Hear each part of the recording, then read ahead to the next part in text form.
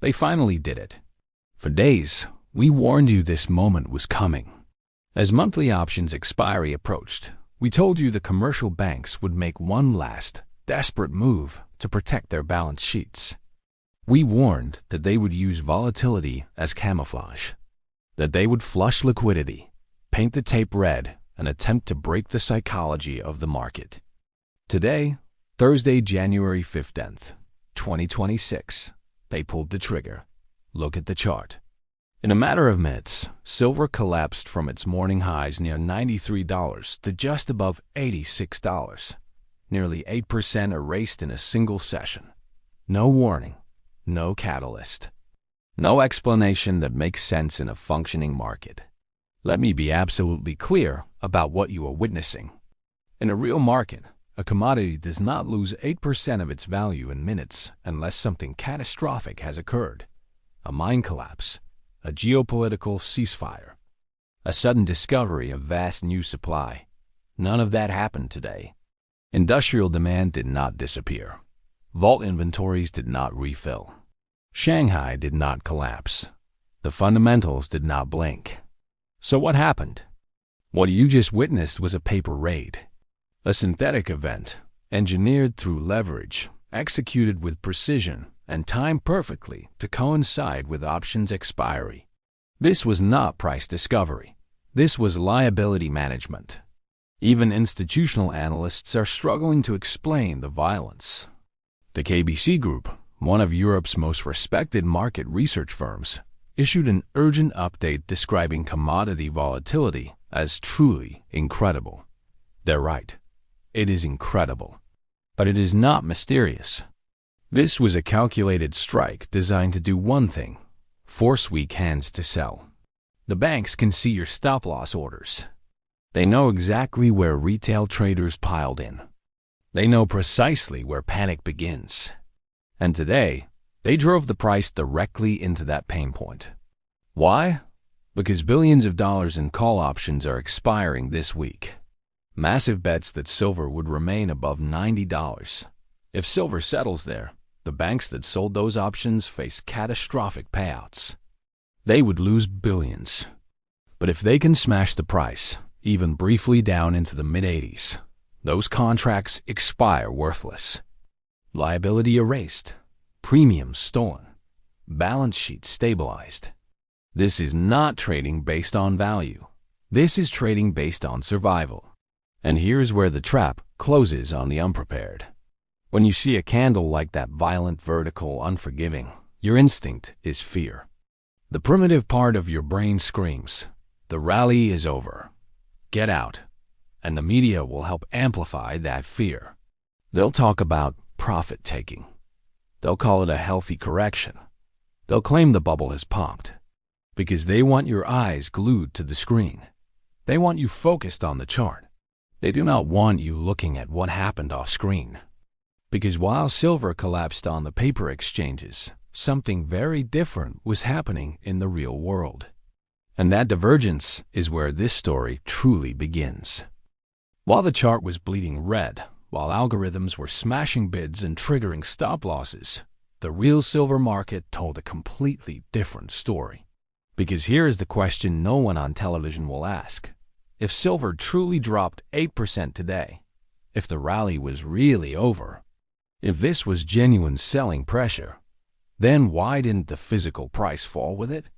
We are now receiving confirmed reports from physical dealers across the country, and they all tell the same story. When the paper price collapsed, the physical price did not follow. Did dealers lower their prices? No. Did premiums shrink? No. They expanded. The real price of silver held firm and in many cases moved higher. This is the most important signal of the day. It confirms that the move to $86 exists only inside the leveraged, synthetic markets of Chicago and New York. It does not exist in the real world, where people exchange cash for metal. This is what a phantom price looks like. A number printed on a screen that cannot actually be transacted at scale. If you sell your silver today because of that red candle, you are selling a real, scarce asset based on a fake signal. You are handing your wealth directly to the same institutions that engineered the crash. And make no mistake, this moment will be studied. January 15th will likely be remembered as the day the paper market finally lost credibility. Not because manipulation happened, manipulation has always existed, but because it became so violent, so obvious, and so disconnected from physical reality that it stopped working. Instead of scaring buyers away, this smash acted like a dinner bell. Think about it. If you are an industrial buyer, Samsung, Panasonic, Seattle, you were paying $93 yesterday. How do you feel when you see $86 flash on the screen today? You don't feel fear. You feel opportunity. You treat it like a flash sale. By smashing the price to protect their options book, the banks inadvertently subsidized the largest physical buyers on earth. They made silver cheaper for the very entities that are draining the vaults. They are burning the furniture to heat the house for one more night. This is where the trap fully reveals itself. Retail traders see chaos and panic. Institutions see discounted inventory. And this is why these raids almost always occur near major option expiries. The banks are not trying to reset the market. They are trying to survive it. But the deeper truth is this. Every violent paper smash accelerates the destruction of the paper system itself. The more disconnected the price becomes from reality, the faster physical buyers step in. Which brings us to the next signal, the one that removes all doubt. Because while the chart said $86, something historic happened in the physical market. Something that proves, beyond argument, that the $86 price is fiction. And it involves the United States government itself. Now pay very close attention to what happened next, because this is where the narrative completely collapses. If the price of a commodity drops 8%, what normally happens? Sellers panic, inventories get dumped, stores advertise discounts, prices come down. But today, when silver collapsed, the opposite happened. The stores didn't put up sale signs. They shut the doors. We have now confirmed that the United States Mint, the sovereign mint of the U.S. government, has suspended sales of the American Silver Eagle and more than 37 other silver products. Read that again. The U.S. Mint stopped selling silver on a day when the spot price supposedly crashed. Their official explanation? They claim they are halting sales to recalibrate pricing amid surging demand. Think about how absurd that statement is. The price just dropped. Pricing should be easier, not harder. Unless the price on the screen isn't real. The U.S. Mint operates on a cost-plus model. They don't speculate. They buy silver blanks, stamp them, and sell them at a modest margin. If they stop selling, it is for only one reason. They cannot acquire the metal at the posted spot price. When the mint calls suppliers and offers $86, the line goes dead. The metal does not exist at that price. That is a retail-level physical default, and it doesn't stop there. In the private sector, the stress is even more visible. APMEX, the largest precious metals dealer in the United States, has implemented a new policy that should alarm anyone paying attention.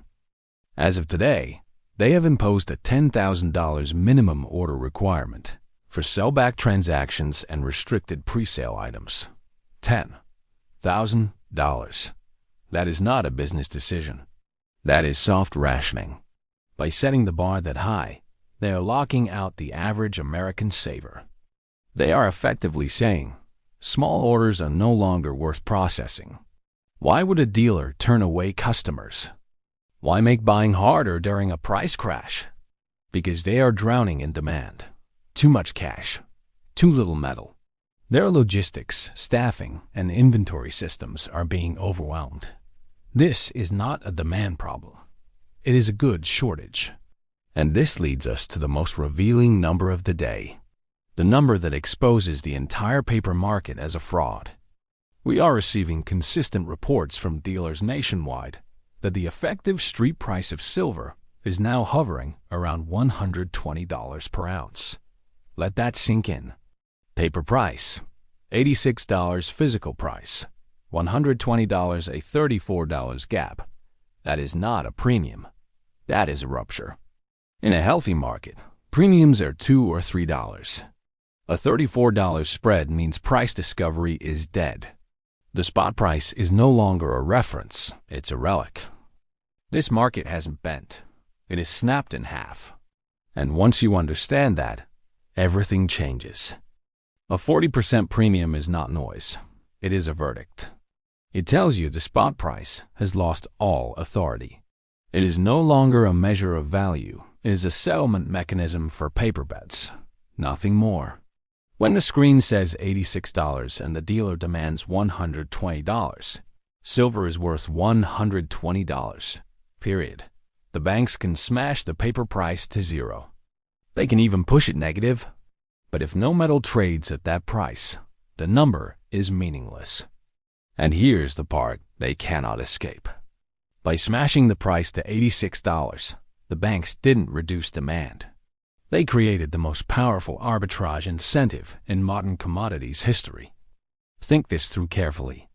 If a large participant can acquire silver on the exchange at $86 and take delivery, they can immediately sell that same metal into the physical market for $120.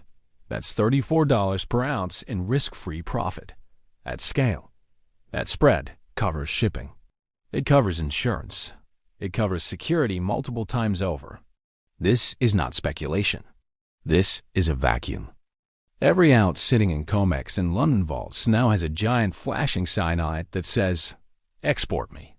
And this is why the exchange cannot survive a disconnect like this. Arbitrage is not a theory. It is a force of nature. When spreads become this extreme, metal leaves the system at maximum velocity. This is what unobtainium looks like. The silver is not being sold. It is being withdrawn. It is not circulating. It is being locked away.